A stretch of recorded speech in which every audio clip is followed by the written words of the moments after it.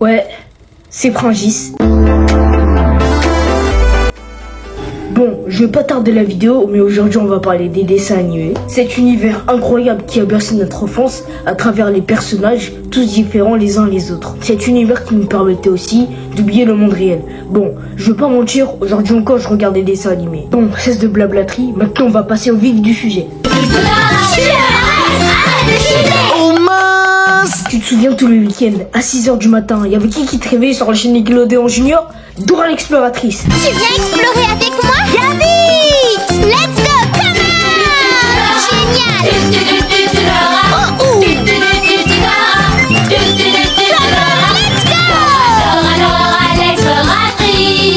Accompagné de son acolyte de toujours, Babouche. Non, je parle pas de la babouche de ta daronne. Moi je te parle de Babouche le petit singe. Et en plus Dora, c'était la seule qui nous apprenait à lire une carte, à savoir où est la gauche et la droite, et à savoir où était le haut et le bas. Mais des fois j'avais juste l'impression qu'elle nous prenait pour des teubés, parce que répéter à chaque fois où était Shipper alors qu'il était juste derrière toi, franchement j'en avais marre. Tu le vois, il faut que tu nous dises Shipper.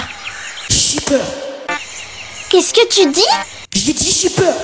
Tu as vu Shipper, c'est ça? Oui, j'ai dit Shipper. Où est-il? Derrière toi. Derrière cette table? Oui. Je ne le vois nulle part. T'es biglouse quoi, regarde. Mais où ça? Non mais là tu fais exprès, c'est pas possible. Derrière le buisson? Mais t'es vraiment qu'une idiote toi. Et lui, c'est le renard! Bon, je suis sûr que c'est un Congolais qui a créé le nom de Babouche. Non, parce que comment tu peux appeler une personne le nom d'un objet? En fait, je dis ça parce que nous, les Congolais, les babouches, ça veut dire soit les sandales, soit les baskets. Attends, mais tu m'étonnes pour l'appeler Babouche? Regarde tes grosses chaussures. Oh les bâtards! Bon, Dora, merci, parce que grâce à toi, à l'école, je me sentais bilingue juste parce que je savais dire left et right. Choupi! Salut, c'est moi, Choupi. Je marche vers l'école.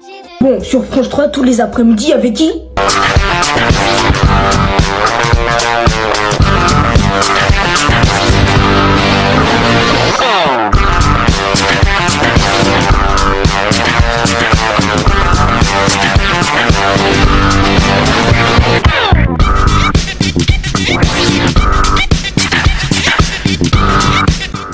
Vous l'avez deviné, c'est Titeuf. Bon, je veux dire une chose. Vous êtes sûr que Titeuf c'est destiné aux enfants? Vous vous êtes pas trompé de chaîne par hasard? Non, parce que tous les mercredis après-midi, j'entendais Titeuf dire des dingueries. J'avais 7 ans, j'entendais dire Titeuf tous les après-midi, nichon.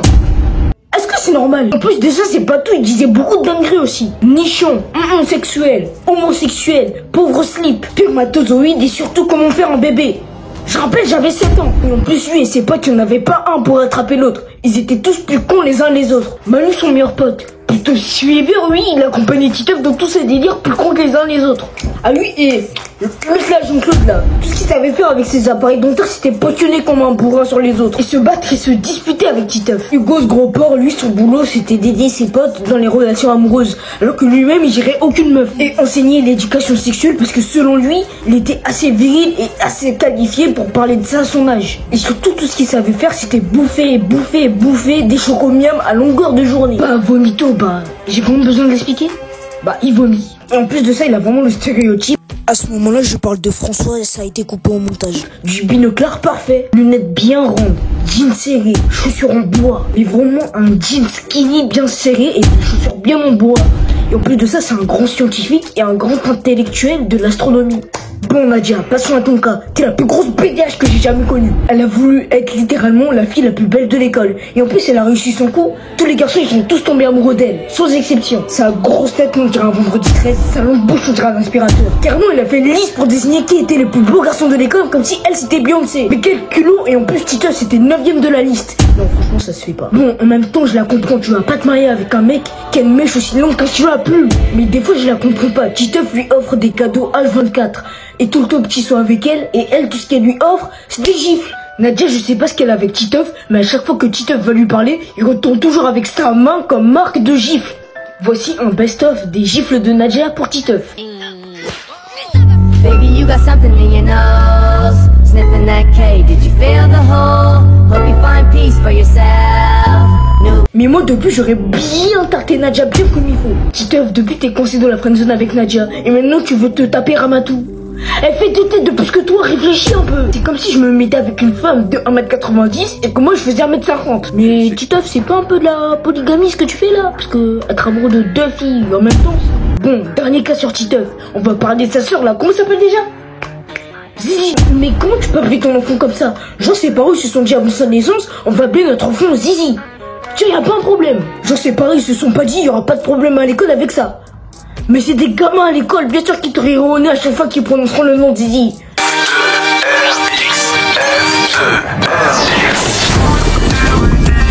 Nouveau foot, nouveau style, on s'empare de la ville.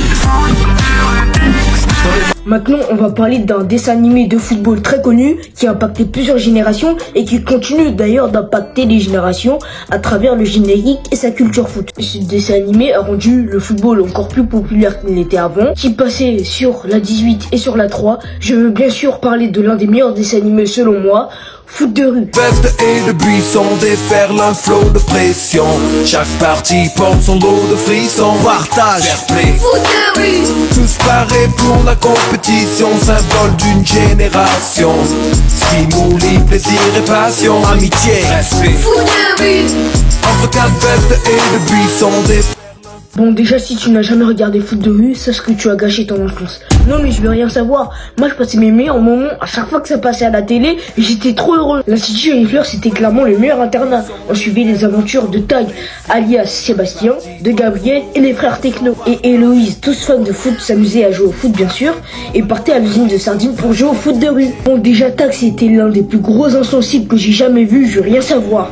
Quand Héloïse a été contrainte de partir à New York avec ses parents, il en avait rien à battre, mais vraiment il en avait rien à battre. Quand Jérémy, il a voulu reparler avec ses anciens potes parce que ça faisait longtemps qu'il les avait pas revus, Tag il avait dit non, ça va pas se passer comme ça. Soit tu choisis eux, soit tu choisis les bleus. Mais quand c'était les autres, ils avaient bien plus pitié de lui parce que son père était parti acheter du lait. Là comme de par hasard, c'était le Tag tout gentil, tout sensible, hein. Bon par contre faut bien m'expliquer comment Tag il a réussi à gérer Héloïse. Alors que de base il aimait même pas, il a calculé même pas un peu.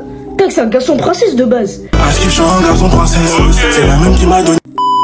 Il était très aigri dès qu'Héloïse lui adressait la parole et en plus de ça il était très méchant avec elle. Gabriel, mon Sénégalais préféré, souriant, intelligent, joyeux, bien que ses parents soient partis au Sénégal. C'est un très bon garçon, gentil, généreux, qui est aussi très bon à l'école et doté d'un très bon talent footballistique. Malgré des fois qu'il subisse le manque fréquent d'un parent, après les multiples appels passés, il peut toujours compter sur Tag et ses amis pour lui remonter le moral. Freinzonné par Héloïse depuis le début, malgré qu'il lui manque toute son affection envers elle, qu'il la défende quoi qu'il en coûte et qu'il la fasse intégrer dans l'équipe. Ah, tu veux dire que toi et lui, Enfin, Tag et toi?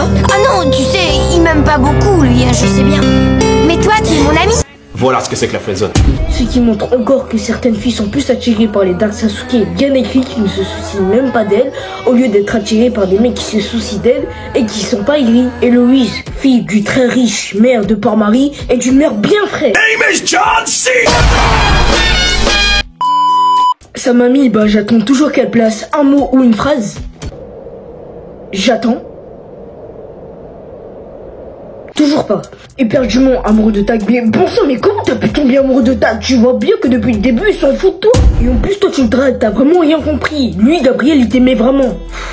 En plus de ça, elle a quand même embrassé Tag à la fin. Les frères Techno, les gars sûrs, légende de Port-Marie, dotés d'un talent footballistique extraordinaire, ils ont vite été repérés par le stand de formation de l'Olympique. De leur vrai prénom, Tariq et Nordine, sont arrivés à l'Institut Rifleur et sont devenus très vite amis avec Tag et Gabriel, vivant avec eux dans l'Institut Rifleur, puisque leurs parents les ont envoyés dans l'Institut Rifleur, puisque leur appartement était trop petit à cause d'une famille nombreuse. Les voyons presque tous les week-ends, ou pas, et je vais pas oublier les boîtes secrètes qui les ont sauvés plus d'une fois. Jérémy, ce fouteur de merde complètement immature, ne sachant faire que rire à la galerie et étant complètement gaze à l'école. Viré de plusieurs établissements scolaires, Jérémy a été envoyé à l'Institut Rifleur. Amoureux de Samira, il fera tout pour la faire rire et la protéger, et surtout pour la conquérir. Et enfin Samira, donneuse de leçons, détestant les machos, et surtout très bonne au foot. Rien à ajouter, juste amoureuse de Jérémy. Bon, foot de rue extrême, je vais pas critiquer parce que j'ai plutôt bien aimé en fait. Bon, j'avoue, version 3D, c'est pas trop ça. Mettre Tag en blanc,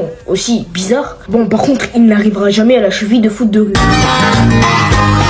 Il est là pour jouer avec toi.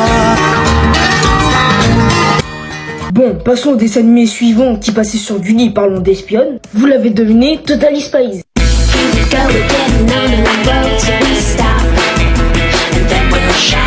So 1, 2, 3 now, baby, here we go. Here we go,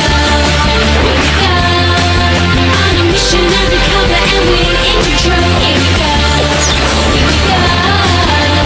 totally spies, so yeah, I'm in the show. Bon, par contre, je vais dire la vérité, Mandy, elle avait Clover tous les jours, matin, midi, soir. Elle était trop belle. À partir de maintenant, tu es officiellement déclaré traître et déserteur à la mère patrie. Et tu seras inscrit au registre des pires criminels du Bingo Book. Qu'il en soit ainsi. En plus, c'est elle qui a inventé le mot bécasse. À plus tard, les bécasses. Mais tu vois, des fois, fallait que je sois d'un côté. Donc du coup, j'étais pour les deux, Mandy et Clover. Sam, c'était la plus belle des trois. Elle était très intelligente à l'école et surtout dans la vie de tous les jours, tous les garçons lui couraient après, malgré qu'elle ne veuille pas de garçon. Alex était la plus sensible des trois. À chaque fois que tu lui faisais une petite remarque, elle était vexée. Elle était aussi la plus timide des trois, s'exprimait pas trop bien. Elle était toujours dans l'ombre de Sam et Clover. Elle tombait toujours dans les pièges des méchants trop facilement. Et c'était une très bonne sportive, surtout fan de football. Bon, elle, Clover, elle était matérialiste. Tout ce qui l'intéressait, elle, c'était les garçons. Et surtout, était une très bonne fan de mode. Bon, Jerry, tu es un bâtard. Non, mais ça se fait pas comment tu traites les filles. De base, elles ont rien demandé. Et en plus de ça, ça se fait pas. Il les fait invoquer dans les toilettes. Ça veut dire qu'elles sont tranquilles en train de chier. Et là, Jerry les appelle pour aller faire une mission. Là, elles étaient en train de chier. Et là, il y a un tunnel qui les aspire. Juste pour une mission. Mais ça se fait pas. En plus de ça, il est très aigri, très snob, très strict, très sévère. Il les envoie dans des missions les plus périlleuses les unes les autres.